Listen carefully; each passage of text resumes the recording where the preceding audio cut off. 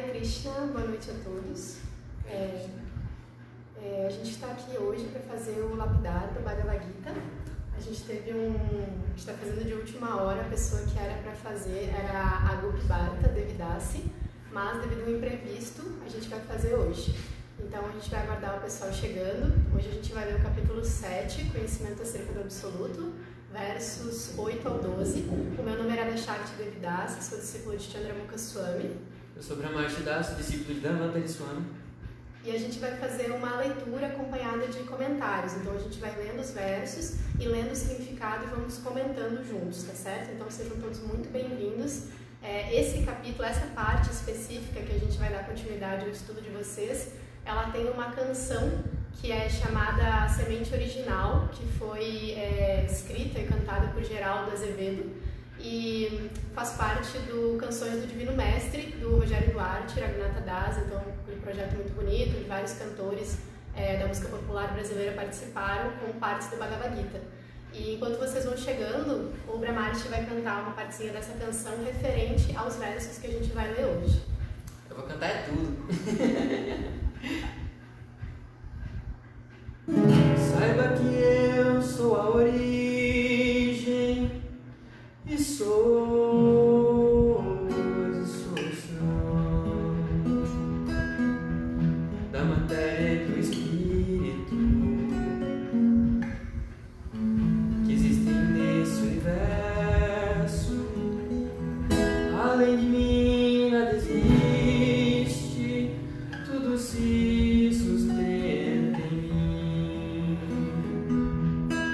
como as contas de colar estão presas por um fio. Eu sou o gosto da água pura, a luz do sol e da lua. Sou os mantras védicos, o som vibrando no éter. Arjuna, saiba que eu sou a semente original de todas as existências, dos poderosos, do sábio, a inteligência. Sou a potência dos fortes, desprovida de cobiça. Sou o prazer sexual, de acordo com os princípios da religião eterna.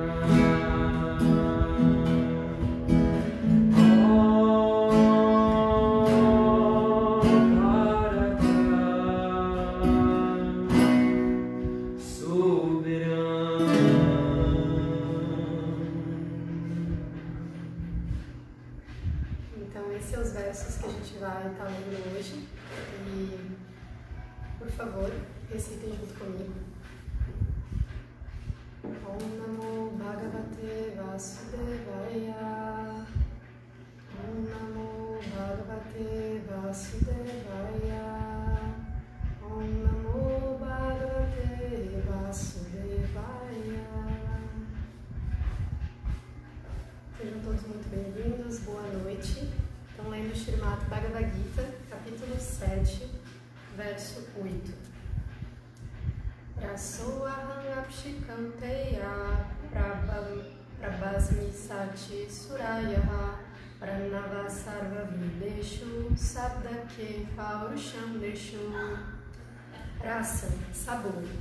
Aham, eu, Apsu, água, Kanteya, ó filho de Kunti, Prabha, a luz, Asmi, eu sou, Sasi, Sati, Shashi, Shurya, Yo, do sol e da lua, Pranava, as três letras, Om, Sarva, em todos, Vedeshu, os Vedas, Sabda, vibração sonora, que, no éter, Paurusham, habilidade, Nrishu, nos homens. Tradução e significado por sua divina graça, C. Bhaktivedanta Swami Srila Prabhupada. Ó filho de Kunti, eu sou o sabor da água, a luz do sol e da lua, a sílaba Om nos mantras védicos. Eu sou o som do éter, e a habilidade no homem. Então, vou ler um pedacinho do significado e aí a gente vai comentando juntos. Este verso explica como o Senhor, com suas diversas energias materiais e espirituais, é onipenetrante. Esse capítulo, ele começa justamente com Krishna falando para Arjuna que com essa explicação deste conhecimento, ele vai dirimir todas as dúvidas dele.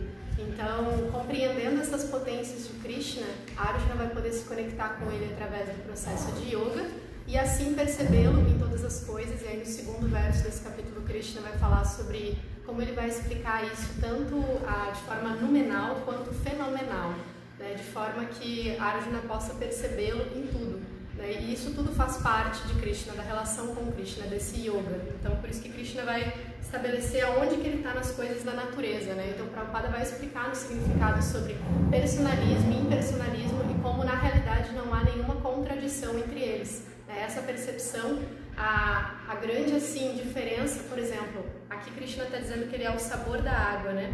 Daqui a pouco a gente vai ver, Srila Prabhupada também vai comentar no significado que a diferença entre o personalista e o impersonalista, de beber a água e perceber Krishna, é que o impersonalista ele vai perceber essa potência presente e o personalista ele vai agradecer a Krishna por ter criado a água para sustentar a nossa vida, por exemplo. Uma coisa muito direta, né? Uma coisa de afeto, compreendendo a relação amorosa que existe.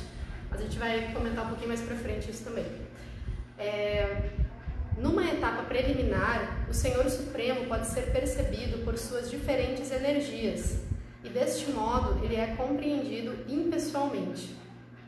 Assim como Deus do Sol é uma pessoa que é percebido por sua energia onipenetrante, ou seja, o brilho do Sol, da mesma forma o Senhor, embora em sua morada eterna, é percebido por suas energias difusas e onipenetrantes. O sabor da água é o princípio ativo da água. Ninguém gosta de beber água do mar, porque o sabor puro da água está misturado com sal. A atração pela água depende da pureza do sabor, e este sabor puro é uma das energias do Senhor. Através do sabor da água, o impersonalista percebe nela a presença do Senhor, e o personalista também glorifica o Senhor, agradecendo a sua bondade em suprir a água saborosa para matar a sede do homem. Esta é a maneira de perceber o Supremo. A Srila Prabhupada vai dizer um ponto muito interessante aqui, que é assim: na prática, não existe conflito entre personalismo e impersonalismo. Quem conhece Deus sabe que a concepção impessoal e a concepção pessoal estão ao mesmo tempo presentes em tudo e que não existe contradição. Ou seja, quando a gente está se relacionando com Krishna através da ciência de Bhakti Yoga, de forma personalista, que a gente insiste tanto, a gente está se relacionando também com a potência impessoal e com a potência do Paramatma, porque não há questão da gente se relacionar com Krishna sem se relacionar com Krishna com todas as suas potências, com todas as suas facetas. A gente realiza Krishna compreendendo todas as facetas dele, todas as energias dele. Então, é muito interessante aqui esse ponto da postura de beber a água, como o personalista e o impersonalista reagem em relação a isso. O impersonalista ele vai conseguir perceber Deus nesse nascer do sol, no pôr do sol, no sabor da água pura e tudo mais. A diferença é a relação que ele vai estabelecer com aquilo, qual é a emoção que ele vai transmitir com aquilo, qual é a postura que vai ter com aquilo. Porque se não existe uma pessoa por trás que faz aquilo justamente como uma manifestação do amor, como a criação material sendo uma manifestação do amor para manter as entidades vivas iludidas, então não há questão de, por exemplo, agradecer por aquela relação de amor criada. Existe uma ideia de que se você tem uma concepção impessoal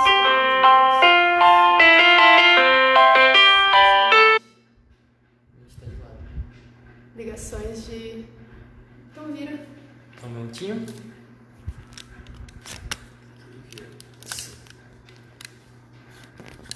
Agora tá ok?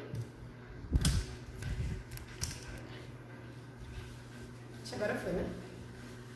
Então, assim, se a gente tem uma concepção impessoal de Deus, isso implica que nessa liberação impessoal não existe uma coisa tão essencial que as entidades vivas buscam avidamente nessa existência material: amor. Não existe questão de relacionamento de amor numa concepção impessoal de liberação. Porque se você não tem mais de um para intercambiar um relacionamento, então como você pode falar de troca amorosa se amor é justamente algo que acontece entre mais de um indivíduo, né? Então essa percepção aqui, na prática, ambos estão percebendo a presença de Deus, mas a postura perante aquilo fica diferente, porque eu vou agradecer e vou estar intercambiando. Krishna está me dando algo o tempo todo. O fato de eu ter ar para respirar, eu estou recebendo algo de Krishna. O fato de eu ter comida para comer, tudo isso eu estou recebendo algo de Krishna. Ao longo desses versos, o significado, a gente vai vendo como não existe funcionamento da vida sem que Krishna esteja presente em tudo. Então a minha postura de simplesmente agradecer e ser fiel a essa consciência de Deus e manifestar isso nas minhas atitudes ao longo do dia é uma reciprocidade do que Krishna já está me dando. Porque muitas vezes a gente fica esperando que Krishna nos dê algo magnífico ao longo da nossa vida, ao longo dos nossos dias ou ao longo da nossa prática espiritual. Mas primeiro a gente tem que perceber assim que Krishna já está dando um monte de coisa pra gente, que a gente já tem coisas suficientes para agradecer a Krishna constantemente. Essa é uma postura assim, bhakti perante a Krishna, né? Uma postura pessoal de relacionamento. Eu percebo que este Senhor é uma pessoa e Ele está me dando coisas o tempo todo. Então eu agradeço por isso, porque é Ele que está mantendo a minha vida, em realidade, né? Existe um filósofo que diz, eu não lembro o nome do filósofo, que ou não existe milagre, ou a vida é um milagre. Então, essa percepção de compreender a presença do Senhor em todas as coisas, como o Radha Shakti apresentou, como o Srila Prabhupada vai apresentar no verso, é essa compreensão de que a vida, cada instante, cada momento da vida é um milagre. E Krishna está presente em cada um desses detalhes. Ele está presente em cada um dos nossos átomos. Pense só. E de maneira pessoal, não é uma maneira simplesmente impessoal. Impessoal também, mas por detrás ao pessoal presente. É incrível a possibilidade de a gente se relacionar pessoalmente com Ele em cada circunstância da nossa vida. É uma possibilidade, é uma escolha que a gente pode fazer. E se isso não fosse importante, Krishna não estaria falando isso para Arjuna aqui nesses versos, né? Então, vamos continuar. Parou aqui, né? Por isso, o Senhor Chaitanya estabeleceu sua doutrina sublime, Achintya Bheda Bheda Tattva, igualdade e diferenças simultâneas. Então, esse Vedanta Vaishnava, no qual a gente segue assim, os ensinamentos de Srila Prabhupada, né, tanto do Bhagavad Gita, do Srimad Bhagavatam, essa forma como a filosofia védica é apresentada pra gente, ela não é, na realidade, nem só personalista, nem impersonalista, porque esses conceitos existem, só personalista e só impersonalista separados. Né? A filosofia de Chaitanya ela é outra coisa, ela vai além disso, né? Ela é Achintya Bheda Bheda Tattva, igualdade e diferenças simultâneas. A luz do Sol e da Lua originalmente também emanam do Brahma-jyoti, que é a refulgência impessoal do Senhor. E o Pranava, ou Onkara, o som transcendental encontrado no começo de cada hino védico, refere-se ao Senhor Supremo, porque eles têm muito medo de se dirigir ao Supremo Senhor Krishna por meio de seus inúmeros nomes. Os impersonalistas preferem vibrar o som transcendental Onkara. Relacionamento não é uma coisa simples, né? Então aqui essa postura de preferir não citar nomes também tem todo um aspecto da relação da entidade viva de não querer estabelecer essa ideia de que tem uma pessoa com a qual eu quero me relacionar, né? É muito mais simples assim, de certa forma. Mas eles não compreendem que o Onkara é a representação sonora de Krishna. A jurisdição da consciência de Krishna se estende por toda parte, e quem conhece a consciência de Krishna é abençoado. Porque a jurisdição da consciência de Krishna se estende por toda parte. Aqueles que não conhecem Krishna estão em ilusão, e por isso o conhecimento acerca de Krishna é liberação, e não conhecê-lo é viver em um cativeiro. Essa frase final de Srila Prabhupada é bem forte, assim, né? Porque traz só um devoto puro realmente pode trazer essa consciência plena de que só existe verdade enquanto existe Deus presente naquilo, né? Enquanto existe Krishna presente naquilo. Se Krishna é absolutamente tudo que existe, como ele está demonstrando aqui para Arjuna, tanto como aqui ele está falando de aspectos específicos da natureza, dos sentidos, etc., mas depois no capítulo 11 ele vai demonstrar assim, toda essa forma universal, a manifestação cósmica, né? Como ele é tudo que sustenta esse universo, tanto material quanto espiritual, né? O mundo espiritual é a própria emanação do corpo de Krishna, e esse mundo material é a emanação das potências de Krishna, né? Então, o Senhor Balarama, que é uma expansão direta de Krishna, está com Anantadeva lá na base dos planetas inferiores, sustentando toda essa criação material, para que as almas condicionadas possam exercer aqui a sua mentalidade, o seu estado de consciência. Então, é forte essas palavras assim de Prabhupada, mas ele, na posição que ele está, ele realmente pode falar assim, porque não existe questão de veracidade e enxergar as coisas como elas são quando Deus ou Krishna não está presente, né? Quando essas potências de Krishna não estão presentes. Vamos passar para o verso 11. 9. Verso 9. Punyo gandha prithibhyam cha tejas chasmi vibhavasau jivanam sarva bhuteshu tapaschasmi tapasvishu. Punya, original. Gandha, fragrância. Prithibhyam, na terra. Cha, também. Teja, calor. Cha, também. Asmi, sou. Vibhava, sal, no fogo. Jivanam, vida. Sarva, em todas. Bhuteshu, as entidades vivas. Tapaha, penitência. Cha, também. Asmi, sou. Tapasvishu, aqueles que praticam penitência. Tradução: eu sou a fragrância original da terra e sou o calor do fogo. Eu sou a vida de tudo que vive e sou as penitências de todos os ascetas. Significado: Punya significa aquilo que não está decomposto. Punya é original. Eu achei o máximo essa tradução. Tudo no mundo material tem um certo aroma ou fragrância, como o aroma e fragrância numa flor, ou na terra, na água, no fogo, no ar, etc. O aroma não contaminado, o aroma original que permeia tudo é Krishna. Do mesmo modo, tudo tem um sabor original específico, e este sabor pode ser mudado pela mistura de elementos químicos. Só fazer um comentário nessa parte. Vocês podem ir mandando comentários também, tá? Sobre os significados, sobre os versos. E assim, aqui está falando dos objetos que permeiam os sentidos, né? Aroma, fragrância, sabor, etc. E a gente tem esses canais, nosso corpo é feito para receber isso que está presente na natureza, né? Então, uma flor tem um cheiro, eu tenho um nariz, eu tenho um olfato, eu tenho o órgão sensorial, o nariz, e eu tenho o sentido que percebe aquele objeto, né? Que é o olfato. Então, todos esses mecanismos, né? Krishna é esse aroma original presente nas coisas, ele também é esse mecanismo interno que faz eu perceber aquilo. Então, é impressionante assim, como a gente pode perceber Krishna nas maiores nuances do nosso dia a dia, desde a nossa alimentação, desde os aromas que a gente recebe, dos sons que a gente percebe no nosso cotidiano. E essa é uma forma muito sadia e muito prática da gente praticar yoga, da gente realmente estar nesse estado assim de yukta, de conexão com Krishna constante.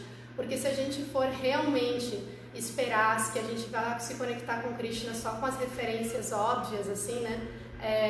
Por exemplo, só com imagens de Krishna azul, com flauta, pena de pavão, ou só nessas situações específicas, né? A gente demonstra ainda uma certa imaturidade espiritual, no sentido de que a gente vai estar em situações ao longo da nossa existência, tanto em vida quanto em morte, na qual a gente pode não ter essas referências externas, e é muito importante que a gente encontre Krishna nas coisas por causa do nosso estado de consciência, né? Então tem até uma passagem muito famosa de Bhaktivinoda Thakura, que ele fala sobre isso, né? Quando ele entra nas igrejas ou outros locais de prática religiosa, ele vê símbolos diferentes e ele compreende aqueles símbolos como Krishna pedindo a ele para que ele o ame de formas diferentes, amplie e aumente o seu amor por ele através de novos símbolos, né? Esses símbolos podem vir de diversas formas. Aqui Krishna está dando um arsenal de símbolos e de formas para Arjuna se conectar com ele.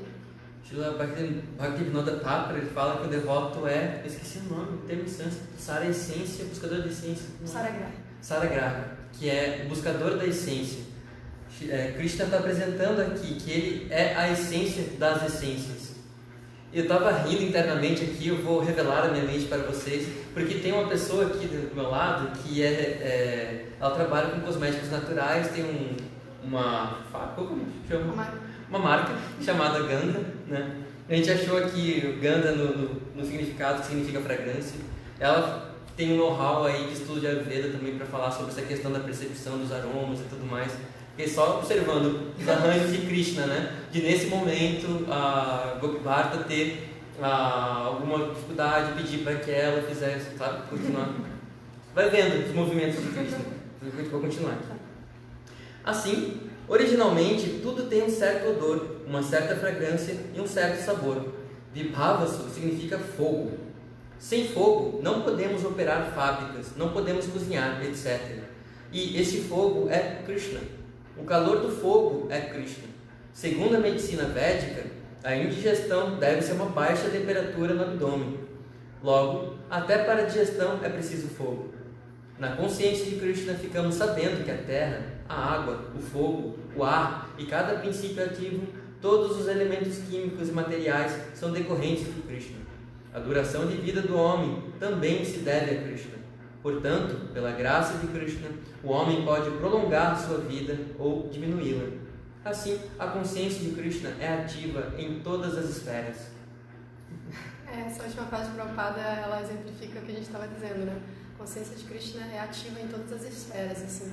Então, a gente precisa, né, inicialmente, do nosso processo dessa fomentar sensorial dos símbolos óbvios, mas aqui, a gente repetindo, Krishna está mostrando para Arjuna que é possível se conectar com Krishna através das trivialidades da vida, né? Não é à toa que o nome do livro que incorpora assim, o projeto Lapidar é trazendo o sagrado para o cotidiano, né? Então, percebendo realmente se transformar num amante de Deus. Para a gente, qual é a postura? Shila Prabhupada sempre traz isso nos significados, né? Qual é a postura daquele que ama, uma pessoa que está apaixonada? Então, quem já se apaixonou aí, que já teve assim aquela paixonite de ficar pensando na pessoa ao longo do seu dia, percebendo os detalhes da pessoa. Então, é esse estado de consciência que a gente vai gradualmente almeja atingir com a consciência de Krishna, né?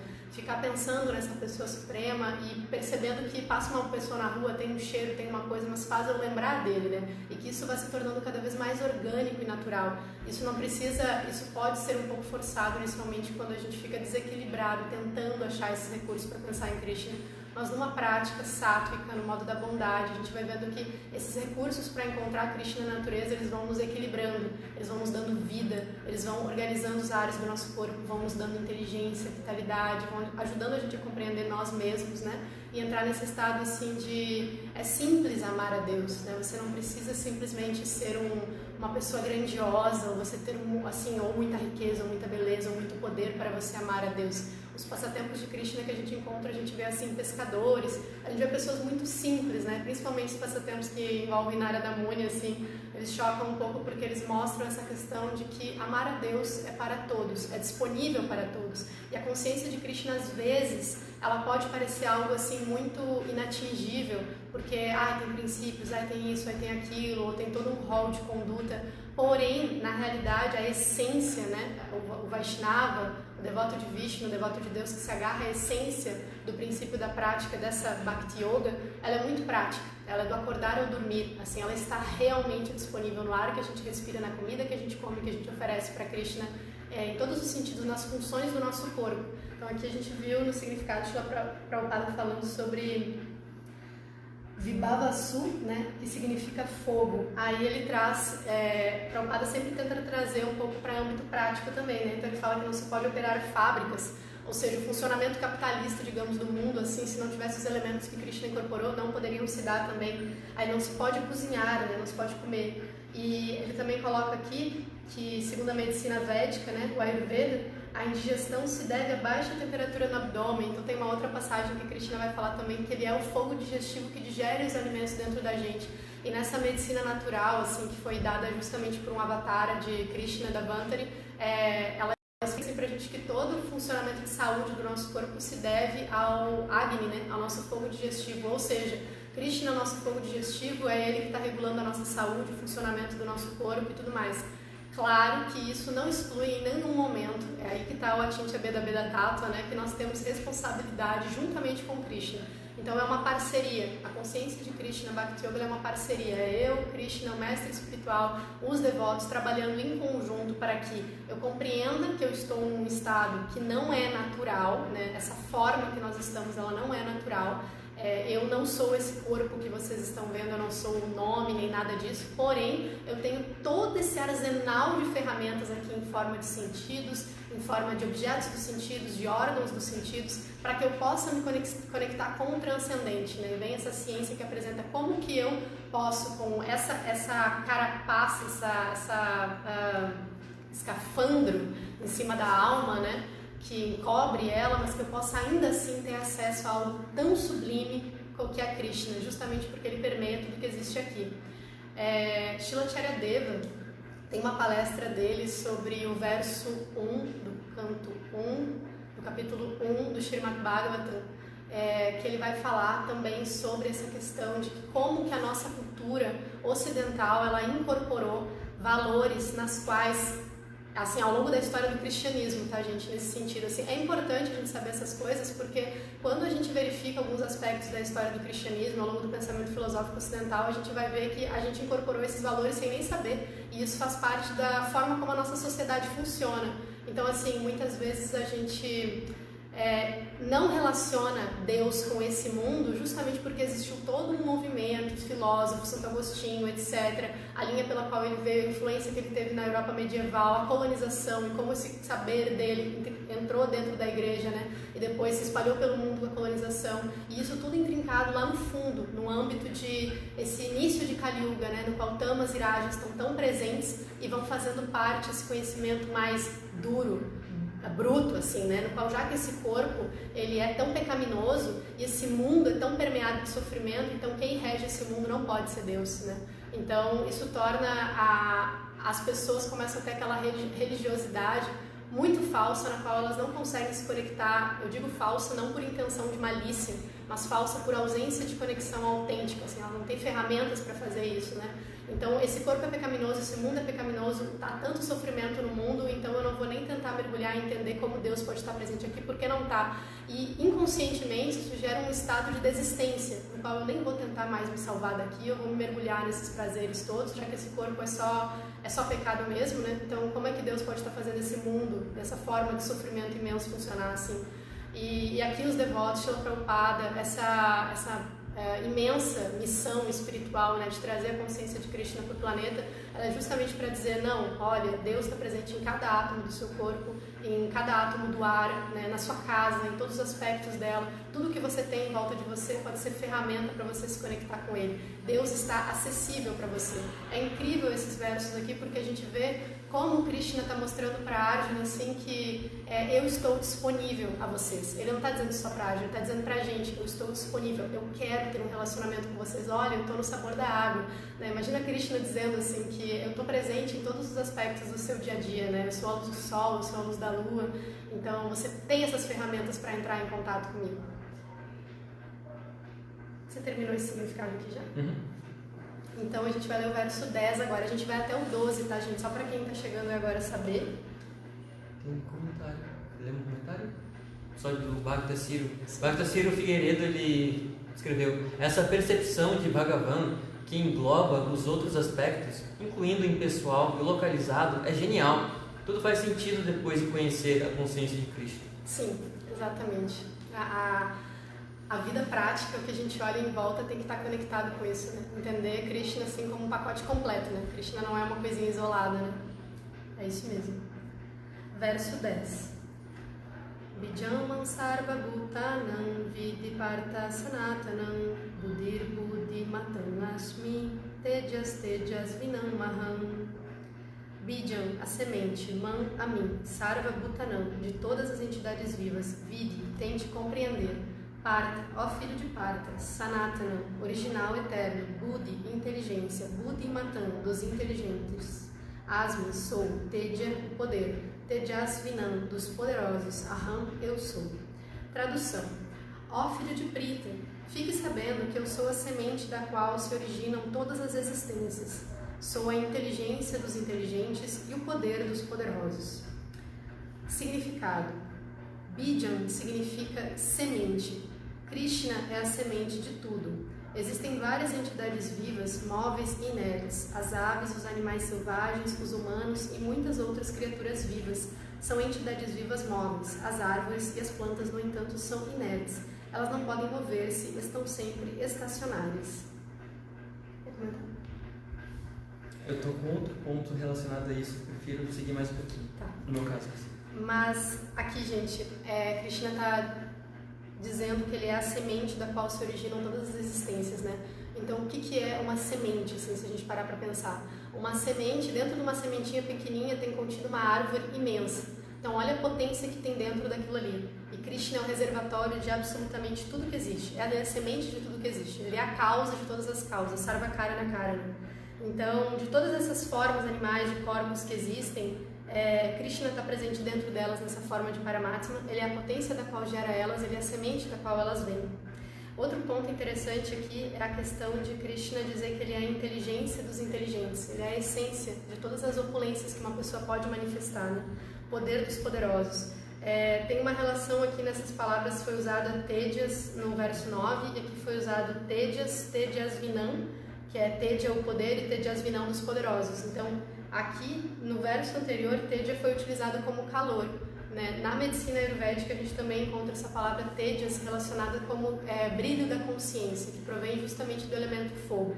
Então, esse brilho da consciência que está sendo dito aqui é essa inteligência, mas Krishna é essa inteligência espiritual, né? Na qual faz a gente discerne, a gente tem que ter um mínimo de compreensão e trazer para as pessoas, compartilhar isso para entender assim, o que é certo, minimamente o que é certo, o que é errado, né? Ter uma noção pelo menos de quem eu sou, o que é esse mundo, a Prakriti, né? O que é o Atma, o que é a Prakriti, o mundo material, o que é Purusha, o que é o Senhor Supremo, né? Qual a minha relação com ele, e depois de ter essas respostas, saber como atuar dentro disso. Então ontem foi o dia dos professores, e quem ajuda a gente a atuar dentro disso, atuar dentro desse âmbito de conhecimento, é o Guru, é o mestre espiritual. Então, não vamos reduzir aqui Krishna está atuando como Guru de Arjuna, né? E ele também é o nosso Guru original, assim. Mas não vamos reduzir essa ideia de Guru simplesmente àquele que dá a iniciação Diksha, né? Tem um livro de Hridayananda Maharaj, que eu estou esquecendo o nome agora, mas é um livrinho pequenininho, quadradinho, antigo, no qual ele... Memórias de Chandradev? Não. Talvez alguém saiba aí pode falar, mas é um livrinho com passatempos que falam sobre guru, sobre mestre espiritual, como um homem andando na floresta reconhece diversos gurus para ele. Isso não é uma perspectiva impersonalista ou vazia sobre guru, mas é quando eu realmente estou tão fixo em consciência de Krishna que, devido a estar vendo Krishna em tudo e nunca perdê-lo de vista, como o Bhagavad Gita fala, né? Krishna diz: aquele que está pensando em mim o tempo todo nunca se perde de mim, eu nunca me perco dele, a gente está juntos o tempo todo, assim. Ele consegue perceber nos animais, né? Ele vê no sapinho, nesse livro, em vários outros seres, ensinamentos espirituais que o conectam a Krishna. Então, um sábio, né? Uma pessoa que está com tejas, com a inteligência desperta. Cada entidade viva está contida no âmbito das 8.400.000 espécies de vidas. Algumas delas são móveis e outras são inertes. De qualquer maneira, a semente da vida de todos é Krishna. Como se afirma na literatura védica, Brahman, ou a suprema verdade absoluta, é aquele do qual tudo emana. Krishna é Parabrahman, o Espírito Supremo. Brahman é impessoal e Parabrahman é pessoal. O Brahman impessoal está incluído no aspecto pessoal. Isso é afirmado no Bhagavad Gita. Portanto, originalmente, Krishna é a fonte de tudo. Ele é a raiz, assim como a raiz da árvore mantém toda a árvore. Krishna, sendo a raiz original de todas as coisas, mantém tudo nesta manifestação material. Os textos védicos também confirmam isso. Nitya Nityanam Chetanas Chetananam Ekobahunam Yovidati Vedadati Kamam. Ele é o eterno principal dentre todos os eternos. Ele é a suprema entidade viva dentre todas as entidades vivas. E sozinho ele está mantendo a vida. Sem inteligência ninguém pode fazer nada. E Krishna também diz que ele é a raiz de toda a inteligência. A não ser que se seja inteligente, não é possível entender a suprema personalidade de Deus, Krishna. Então a gente entra num conceito de inteligência aqui que vai para muito além do conceito de inteligência que a nossa sociedade fomenta. Tem várias ideias de inteligência que são apresentadas para a gente, assim, no sentido de uma pessoa que consegue se livrar de problemas, por exemplo, isso pode ser considerado um tipo de inteligência, né? Alguém que tem soluções rápidas e fáceis para as coisas, pessoas eficientes, pessoas que ficam ricas, enfim, esse tipo de agilidade com a qual lidar com a matéria, e certamente isso é um aspecto de inteligência, porque a gente conhece sobre a verdade, ou conhecer sobre a verdade, a gente conhece sobre a ilusão simultaneamente. Então você acaba conhecendo sobre Krishna, você conhece sobre a matéria também, porque é muito importante para a gente saber lidar com esse mundo. Porém, essa inteligência que é citada aqui, ela é uma inteligência que transcende muito o arcabouço e necessidade de estruturas materiais para ela se formar. É uma inteligência que provém justamente dessa misericórdia de Krishna para com a entidade viva. Então, uma pessoa que pode parecer totalmente desqualificada para ser chamada de inteligente, porém, se ela segue o princípio, a essência de toda a literatura védica, que é sempre lembrar de Krishna e nunca esquecer de Krishna, ela está firmada na inteligência mais elevada que existe, que é a inteligência espiritual. E isso quem dá para ela é Krishna. Essa é a presença de Krishna. Esse é o relacionamento com Krishna. Então, não há nenhuma dúvida assim, que quando a gente consegue identificar Krishna em alguma coisa, quando a gente lembra de Krishna, Krishna está se relacionando com a gente naquele momento.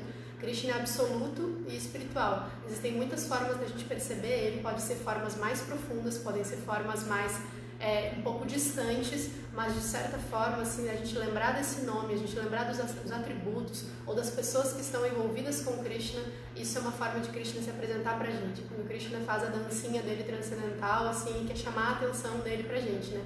Porque o interesse real de Krishna é que a gente saia desse enredamento material, né?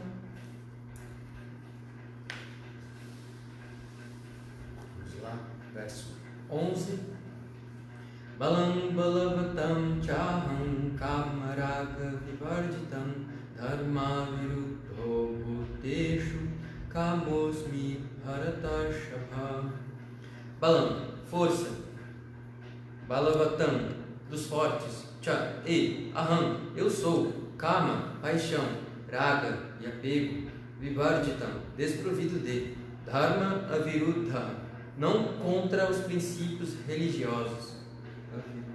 Bhuteshu, em todos os seres. Kamaha, a vida sexual. Asmi, sou. Bharatarshapha, ó Senhor dos Bharatas. Eu sou a força dos fortes, desprovida de paixão e desejo. Eu sou a vida sexual, que não é contrária aos princípios religiosos, ó Senhor dos Bharatas, Arjuna. Significado: o homem forte deve utilizar sua força para proteger os fracos e não para praticar agressões físicas. Da mesma forma, a vida sexual, conforme os princípios religiosos, Dharma, deve visar a propagação de filhos e a nenhum outro propósito. É então responsabilidade dos pais tornar seus filhos conscientes de Krishna. Tem um ponto para trazer aqui que eu acho pertinente a gente observar. Krishna, nesses versos, ele está fazendo questão de salientar que ele é a qualidade essencial de cada uma das... Ele é a qualidade essencial de cada qualidade apresentada. Então, a potência dos fortes, a inteligência dos inteligentes. Porém, quando ele vai descrever algo que pode ser dúbio, que pode estar relacionado com a não virtude, ou, como ele colocou aqui, sua força dos fortes, desprovida de paixão e desejo. Ou seja, ele está deixando claro aquilo que é verdade, em essência, ou aquilo que ele é. Por que isso é importante conceber? Radha Shakti trouxe aqui no comentário anterior, falando sobre a questão do histórico da nossa cultura judaico-cristã superficial, que nos fez ter uma compreensão de dualidade entre céu e inferno e tudo mais e tal. Porém, se a gente for avaliar com um pouco mais de refinamento, tanto o que está descrito da Bíblia, mas como está descrito aqui com mais clareza por Krishna, o que a gente pode conceber como essa paixão, esse desejo? Tudo aquilo que não está vinculado à virtude é a falta de percepção da presença de Krishna naquela substância, naquela qualidade. Ou seja, não é que existe sombra, existe ausência de luz. Entende essa concepção? Pode parecer meio jogo de palavras, mas não é que existe escuridão. A escuridão é simplesmente a ausência de luz. Não é que exista algo que não tenha Krishna. Tipo, Krishna não quer dizer que ele não está isento, não está presente na paixão e no desejo. Mas a paixão e o desejo são sintomas de ausência de consciência de Krishna, ausência de consciência da presença dele naquele lugar. A partir do momento que a gente não está escolhendo, não diretamente, não conscientemente, não estar com Krishna naquela circunstância, devido a N fatores, a gente acaba nos conectando com qualidades não favoráveis. E Krishna está falando o contrário, aqui a todo momento. Olha, sempre que você lembrar de mim, você vai estar em conexão com aspectos favoráveis para o seu desenvolvimento, né, desenvolvimento de você mesmo, para a sua própria transcendência, para a sua própria autorrealização e, mais ainda, para possibilidades de se associar comigo. Quanto mais você se associar comigo, mais virtudes vão estar presentes na sua vida. Então, isso acontecerá de maneira natural e orgânica. Quer trazer outro ponto aqui do significado? Eu achei tão interessante isso que o Brahma Maharaj falou agora, porque no Bhagavad Gita a gente não encontra assim, Krishna falando sobre maldade, né? Ou Krishna falando assim, sobre um aspecto. Ele fala sobre tamas, né? Que gera essa obscuridade, que enegrece, que abafa, escurece a inteligência, a clareza, a devoção, o amor, essas virtudes e tudo mais. Mas a gente encontra muito mais o termo ignorância do que maldade, né? Então justamente como que faz, por exemplo, que nem ele estava falando aqui agora sobre quando paixão e desejo estão presentes, né, nesse bala, nessa força, então é a ausência da presença de Krishna, ali, da percepção da presença de Krishna. Mas como que a gente pode perceber Krishna, né? Como que a gente pode trazer Krishna para as coisas? Então, como qualquer outra ciência que existe nesse mundo, é muito importante que esteja claro na nossa inteligência e que a gente alimente constantemente isso aqui para a gente desenvolver amor por Deus. Por mais que o amor por Deus não esteja submetido ao fator tempo, né? Krishna pode dar amor pleno para uma entidade viva a qualquer momento que ele quiser. Porém, mesmo assim, a gente tem que entender que é necessário um treinamento, é necessário que a gente exercite isso constantemente. Uma coisa que eu trago assim, muito para mim é que é difícil a gente se atrair para uma pessoa que a gente não conhece, né? Uma pessoa que a gente não ouve sobre, né? Então todo o processo de Bhakti ele começa justamente por essa audição atenta, submissa e mansa. Então essa audição ela vai virar Kirtana, né? Que é esse cantar, falar das glórias do Senhor. E uma pessoa, um eterno aprendiz, ele vai estar sempre escutando, para estar sempre recitando e vai estar sempre orando para Krishna para que ele possa escutar e para que ele possa cantar as glórias do Senhor, porque esse processo vai ajudar com que ele se mantenha nessa consciência espiritual. Agora, é muito importante assim que a gente nutra essa avidez por querer estar na associação espiritual, por querer práticas espirituais, porque elas são justamente os músculos necessários. A gente vai malhar os músculos internos para que a gente possa nesse momento perceber essa força que eu estou manifestando, essa inteligência que eu estou manifestando, ela está contaminada, ela não é totalmente pura. Como que eu posso trazer Krishna para isso? Porque para eu trazer Krishna, para eu reconhecer Krishna, eu preciso minimamente entender como Krishna funciona. Quem é Krishna? Quais as potências de Krishna? Como ele se manifesta dentro de mim? Qual é a diferença de uma força desprovida de paixão e desejo e como é que é a força com paixão e desejo? Então eu tenho que perceber, entender essa pureza. Para isso eu preciso de referências. Então realmente assim, não é um processo no qual a gente consegue fazer sozinho. Essas referências, além dos shastras, elas estão no serviço devocional prático, no contato com as pessoas que estão praticando vida espiritual. É tão importante isso, né, que a gente nos doutrine nesse sentido de querer essa prática, de querer essa associação, para que eu possa ir conhecendo Krishna através do coração daquele que já vê ele, né? Então, através dos olhos da prática daquele que vê, eu posso começar a vê-lo e conhecê-lo. Eu passando a conhecê-lo, eu vou poder identificá-lo. Sem esse conhecimento em relação a essa pessoa que tem passatempos, que tem atividades, que tem atributos, que tem energia, como é que eu vou trazer ele para as situações, né? E quais olhos são esses, né? Os olhos é o olhar do conhecimento, né? Jnana Chakshu, né? O olhar do conhecimento. E é curioso que esses olhos, eles percebem o som, né? E ele é transmitido através do som. Lembrando novamente, né, que a gente está trazendo, Krishna está tentando falar que ele é a essência das essências, né? Então ele é o caráter único. E dentre a questão dos objetos dos sentidos, o som ele é aquele mais refinado, que vai estar presente em todos os outros elementos. Pensando em elementos sólidos, líquidos, ígneos, gasosos e etéricos e tal. O som está referente aos etéricos, ao mais sutil dos elementos materiais grosseiros, né? E ele vai estar permeando todos os outros elementos. Por isso que dentre a prática do serviço devocional existe também a essência da prática, que é o cantar santos nomes, é o som transcendental, porque esse é o elemento mais sutil que vai permear todos os outros elementos também. E ele vai permear também a mente e tudo mais do que os outros elementos. Os outros elementos também podem purificar. Tudo pode ser utilizado para purificar a nossa consciência quando conectamos tudo ao Senhor. Mas dentre mas além, entre todo o tudo, difícil, entre todo o tudo, o som é o mais sutil e vai estar brilhando todas as coisas. Por isso é importante o cantar os santos nomes. Aqui a Cris Bactinha, ela comentou assim: a gente só ama com o que se relaciona. Precisamos desenvolver este relacionamento com o Krishna. Então, é exatamente isso, né? A gente vê assim que tudo que a gente tem contato, tem relacionamento, é aquilo que a gente vai depositar a nossa propensão ao amor, né?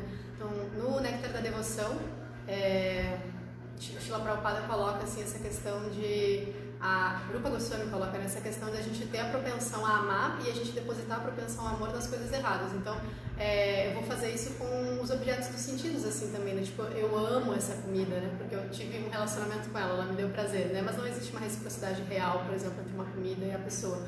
Ou eu amo tal cheiro, ou qualquer coisa assim que não esteja relacionada com Krishna. Não existe uma reciprocidade real, né?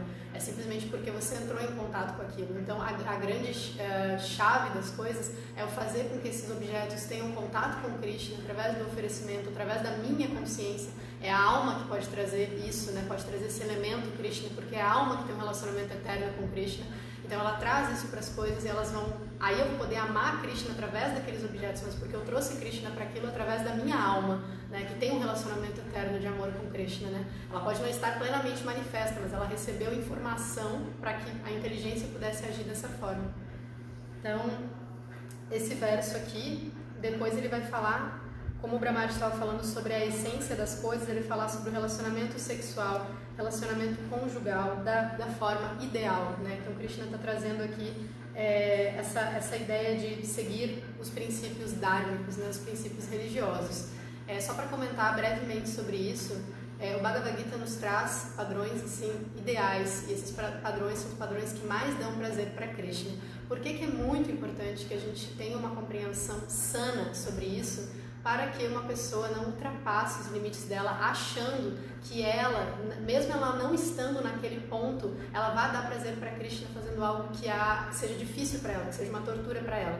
Então, assim, Krishna é o amante original de todas as entidades vivas. Assim, Krishna, ele quer que a gente avance espiritualmente, mas ele quer que a gente faça uma coisa real, autêntica, genuína, um processo verdadeiro. Então, quando a gente finge que a gente está numa plataforma que a gente não está, para seguir um padrão, que muitas vezes as pessoas tentam seguir um relacionamento conjugal, qualquer coisa assim, pode ser desastroso justamente porque eu estou esquecendo dessa relação amorosa com Krishna e estou esquecendo que tudo que eu estou fazendo é para dar o prazer a Krishna em última instância. Porque se o meu padrão, se a minha prática ela é simplesmente para fomentar um status do ego, isso não é uma oferenda a Krishna, isso não é serviço devocional, isso deixa de ser. E qual é o resultado disso? A gente vê na mente, no estado de comportamento, enfim, várias coisas, né?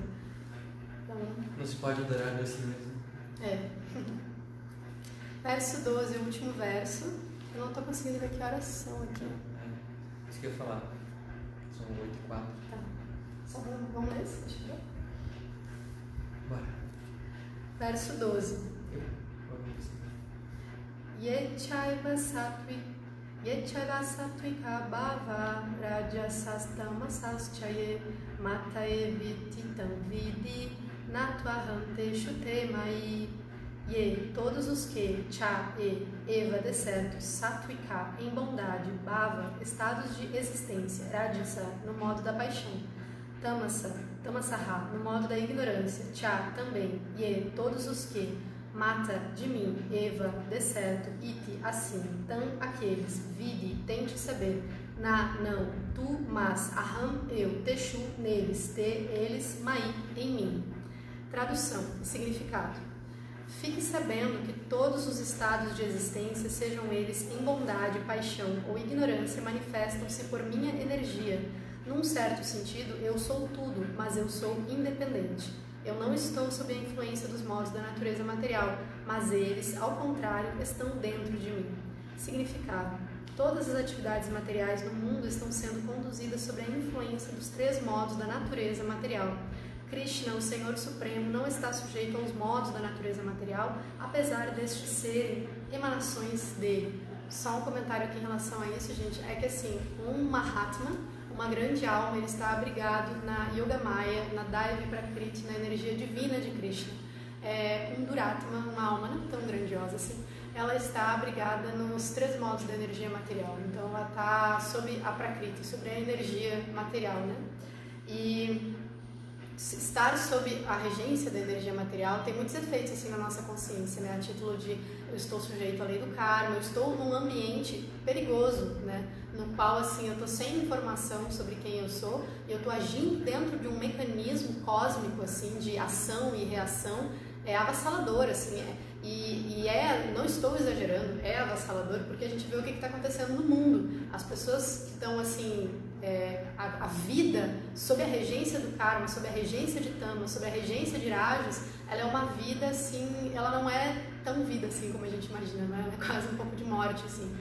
Se a gente assiste, assim, os devotos normalmente acabam não tendo televisão em casa nem nada, mas ontem eu parei num lugarzinho assim para tomar um caldo de cana e aí tinha a televisão ligada e aí tipo, eu ouvi uma notícia assim que eu fiquei chocada, assim. Às vezes a gente vive numa realidade por bênção de Krishna que certas coisas não tocam tanto a gente, mas o que está acontecendo no mundo sob a regência de Tamas e Rajas, no qual não existe um abrigo nessa Daivi Prakriti de Krishna, é um ciclo de karma muito avassalador, no qual a maldade se expressa de uma forma assim muito grotesca, e a gente fica assustado quando a gente vê isso, né?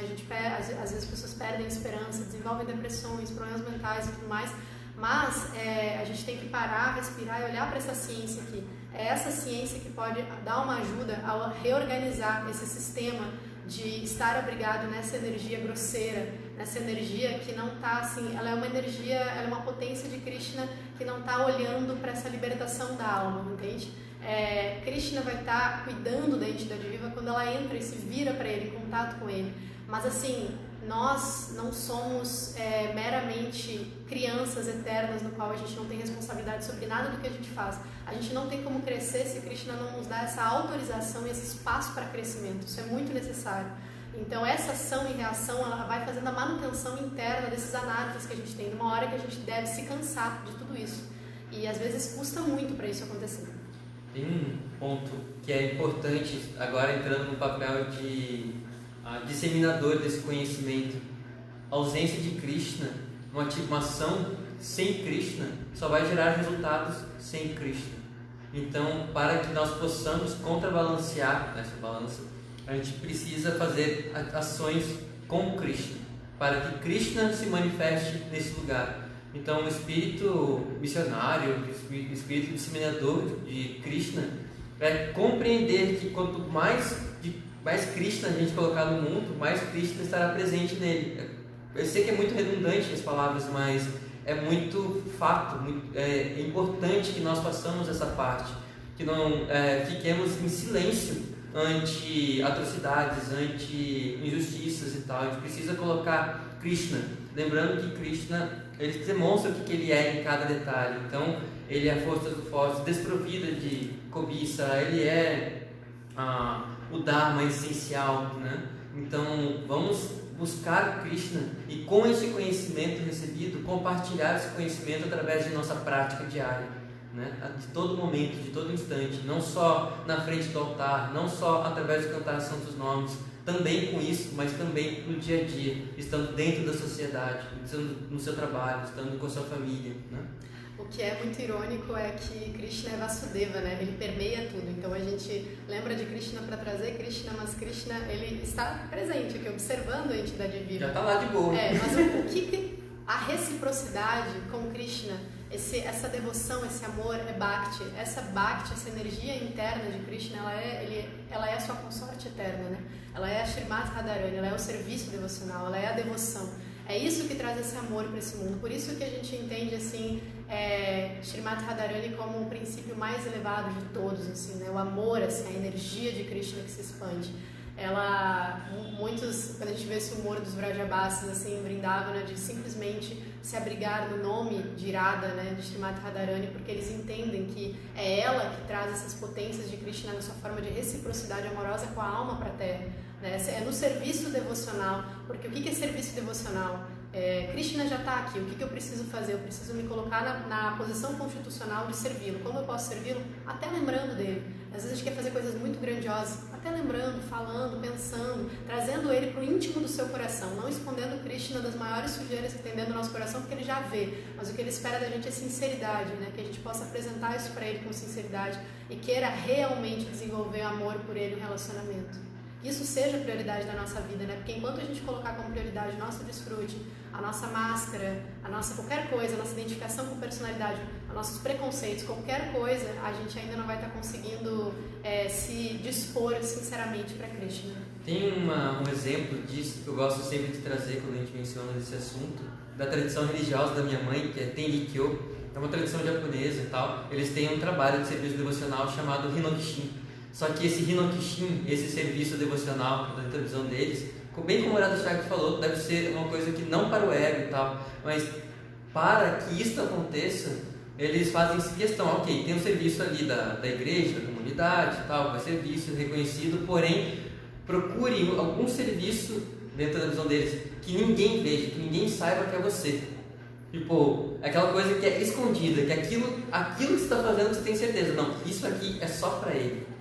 Então, e um exemplo que é dado lá, tinha um senhor da igreja que abandonou o corpo já há algum tempo, mas ele era dono de uma das fábricas grandes, lá em Bauru, em São Paulo. E uma vez na semana ele ia na rodoviária do banheiro da rodoviária, do banheiro da rodoviária e ia lavar aquele banheiro todo. Então, todo dia ritual da semana lá que ele ia da madrugada para que ninguém soubesse que era ele, bem numa roupa bem padrão, só para limpar o banheiro todo, limpava aquele banheiro, e não era um só, acho que era algum, sei lá, e limpava aquele banheiro, deixava prontinho e saía. E ele colocava, esse é o meu serviço para Deus, esse é unicamente, exclusivamente para Ele. E ele não ficava chegando, sabe o que eu fiz hoje? Eu fiz lá, tá? Não, tipo, só souberam porque o indivíduo tal, não sei o que era da igreja, de repente viu e encontrou aquele cara, não falou nada e tal. E depois que ele abandonou o corpo, a notícia começou a ser mais divulgada, assim, compartilhada. É bom que a gente entenda por que a gente está fazendo as coisas, né? Se a gente quer compartilhar, é importante a gente compartilhar o serviço, é importante a gente compartilhar nossas realizações, mas que a gente saiba que a gente está fazendo isso com aquele humor da inspiração, né? Eu estou dentro de uma associação discipular de mestres e discípulos, então o que o mestre espiritual, o Acharya, ele ensina, ele mostra o que ele faz para poder servir de inspiração. Agora, isso que o Brahmaji falou é tão importante, assim, eu lembro que logo que eu conheci a consciência de Krishna, os devotos falavam isso, para ter um serviço confidencial que ninguém veja, que ninguém saiba, que seja só você com Krishna, assim. E isso é muito bacana porque isso realmente estabelece um relacionamento. Porque a gente percebe que não é só nessa percepção visual dessa pessoa, das pessoas encarnadas que estão aqui que a gente pode se relacionar, mas que existe realmente essa pessoa suprema que está presente em tudo e que ela é muito real e que eu posso me relacionar com ele, né? Através da misericórdia de quem já está se relacionando com ele. Então, para concluir, o significado diz assim, Srila Prabhupada: por exemplo, sob as leis do Estado, alguém pode ser punido, mas o rei, o legislador, não está sujeito a essa lei. Da mesma forma, todos os modos da natureza material, bondade, paixão e ignorância são emanações do Supremo Senhor Krishna. Mas Krishna não está sujeito à natureza material, por isso ele é nirguna, o que significa que estes gunas ou modos, embora provenientes dele, não o afetam. Esta é uma das características especiais de Bhagavan, a suprema personalidade de Deus. E como é bom saber que essa pessoa não é afetada pelos gunas, porque se torna um reservatório de depositar confiança de forma absoluta. Podemos confiar em Krishna, porque Krishna não é iludido sobre as suas energias, né, que fazem parte dele. Então, sobre todos os seus serviços, atividades e relacionamentos, confie primeiramente nele. Então é isso, gente. A gente vai encerrar por aqui. Acho que deu aí uns 50 minutos. A gente não queria se estender muito. Essas passagens desses versos são muito bonitas. Em essência, o que elas estão trazendo é yoga no seu sentido mais amplo de como se conectar com Krishna em diversas esferas, em diversas formas. Eu vi que não tem nenhuma pergunta, então, só para ter certeza. Então a gente vai encerrar. Muito obrigada pela presença de vocês nesse projeto do Lapidar, que tem justamente esse humor assim, diferente um pouco das palestras assim, convencionais, mas a gente traz um pouco de realização pessoal, traz comentário, traz um pouco mais de intimidade, né? Então, Srimad Bhagavad Gita aqui, Jai, Srila Prabhupada aqui, Jai. Boa noite a todos. Boa noite.